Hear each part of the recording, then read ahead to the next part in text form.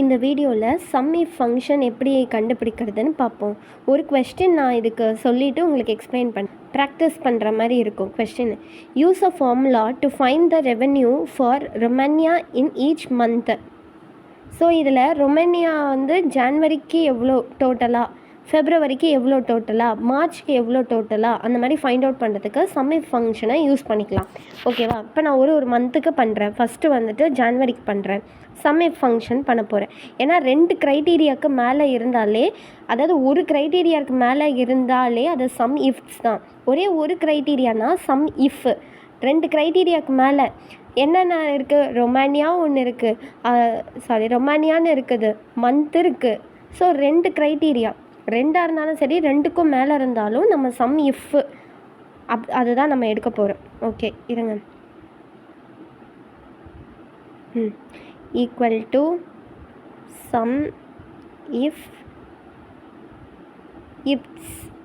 Okay, sum range அப்படின்னா answer வர காலமை செலக்ட் பண்ணணும். அந்த ஃபுல் டேபிள் ரேஞ்ச்னால் அப்படி தான் வரும். எந்த ஆன்சர் வேணும் அது, கமா க்ரைட்டீரியா ரேஞ்சு.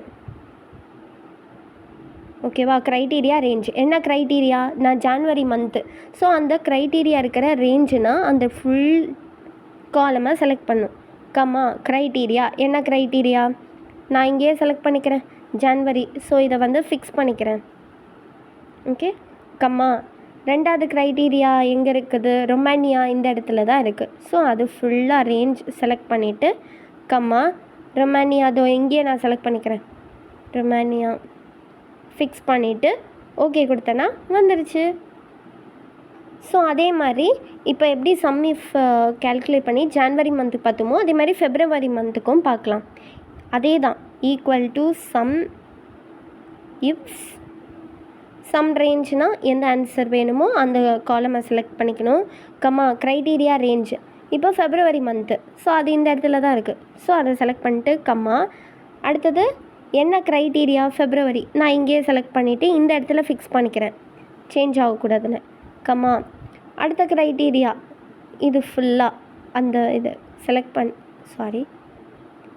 அது செலக்ட் பண்ணிக்கிட்டோமா. கம்மா ரொமானியா இதை வந்து ஃபிக்ஸ் பண்ணிக்கணும். ஃபிக்ஸ் பண்ணிவிட்டு ஓகே கொடுத்தோன்னா வந்துடுச்சு. அதே தான் மார்ச்சுக்கும். ஸோ அந்த மாதிரி கேல்குலேட் பண்ணலாம். இருங்க, மார்ச்சுக்கும் நான் ஸ்பீடாக பண்ணிடுறேன்.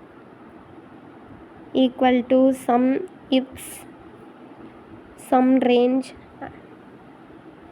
கம்மா க்ரைட்டீரியா ரேஞ்ச். இப்போ மார்ச் மந்த்து, கம்மா மார்ச் இங்கே செலக்ட் பண்ணிக்கிறேன், இதில் ஃபிக்ஸ் பண்ணிக்கலாம். கம்மா கண்ட்ரி ரேஞ்ச்,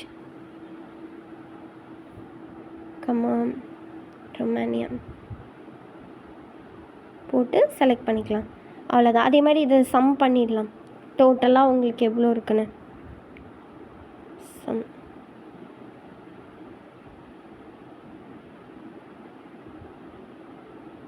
அவ்வளோதான். ஸோ இப்போ வந்து அந்த கொஸ்டினில் என்ன கேட்டிருக்காங்க? Use of formula to find the revenue for Romanian each மந்த்னு. இப்போது ரொமானியா இப்போது ஜான்வரியில் ரொமானியாக்கே ஜான்வரியில் எத்தனை இருக்குது? இவ்வளோ. ஃபெப்ரவரியில் இவ்வளோ, மார்ச்சில் இவ்வளோ. அதை சம் பண்ணி போட்டுட்டோம். நம்ம இண்டெக்ஸ் மேட்ச் வச்சு கூட அந்த மாதிரி நம்ம பண்ணலாம். ஏன்னா கரஸ்பாண்டிங் தானே நம்ம பண்ணுறோம். ஸோ இண்டெக்ஸ் மேட்ச் வச்சு கூட பண்ணலாம். இந்த மாதிரி தான் ஒரு சம் இஃப் கண்டிஷன் எப்படி சினாரியோ, ஒரு கொஸ்டின் சினாரியோ இருந்தால் எப்படி பண்ணுறதுன்னு நான் எக்ஸ்பிளைன் பண்ணியிருக்கேன். இதோட ஒர்க் ஷீட்ஸ் வந்துட்டு நான் உங்களுக்கு டிஸ்கிரிப்ஷனில் கொடுக்குறேன். அந்த லிங்க்கில் போய்ட்டு நீங்களும் ப்ராக்டிஸ் பண்ணிக்கோங்க. தேங்க்யூ.